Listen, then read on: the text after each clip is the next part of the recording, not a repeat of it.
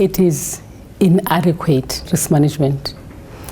I'm putting that as the first issue because obviously risk management would cut across in terms of when we identify the risks, would be starting from investments to members, from processes and the structures we put in place.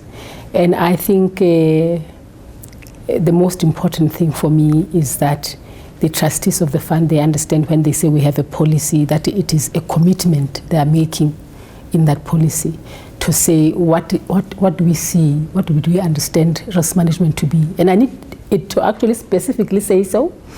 And I want them to now have a framework. That framework, risk framework, should actually say what are the roles of the trustees in risk management and who else is playing a role in risk management, so that we understand what we're doing. Because in some cases we have these service providers that, as you heard from the show, most people are saying they're running the show, but they're running the show, but who are they being risk management?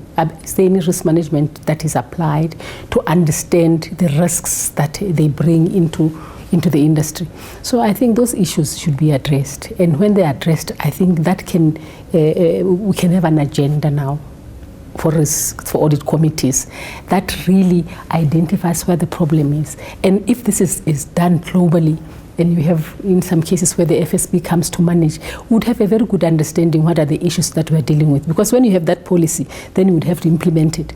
And audit committees should then see that it is implemented properly. This is when we will understand what are the challenges facing us. Because for me, what's important, if I'm taking a pension fund as like a company. In a company, you have objectives that you have to achieve, but you find that you are not achieving them for various reasons, which do not come to the fore because nobody ever sits there and say what are the challenges we're having. The issue of conflict of interest, people talk about it as if it's something that you can do a little bit of, or can, but there's a lot of damage that is happening as a result of the issues around conflict of interest and so forth. So I think if we have that structured process and we can achieve this, like Nkonki and them having people with the expertise, having firms coming in and offering internal audit services, because I am encouraging that internal audit, like I said, pension funds implement internal audit, because people are looking at internal audit as it's going to be another auditors, because they're just looking at globally that, but the focus between external audit and internal audit is different.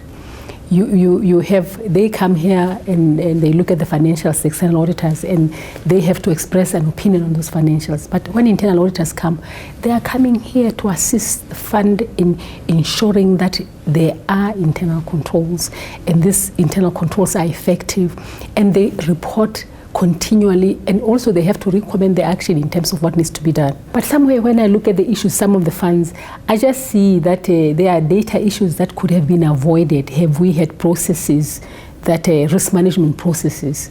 Because issues like you transfer from one fund to another, you really must have a process that is structured for handover and so forth, and you've got that process to be audited. In that way, you are not going to have the issues, and you need independent. You don't need your own external auditor to do it. You want an independent party to do it, and internal audit would come in. And I have said the issue where people are saying it is costly.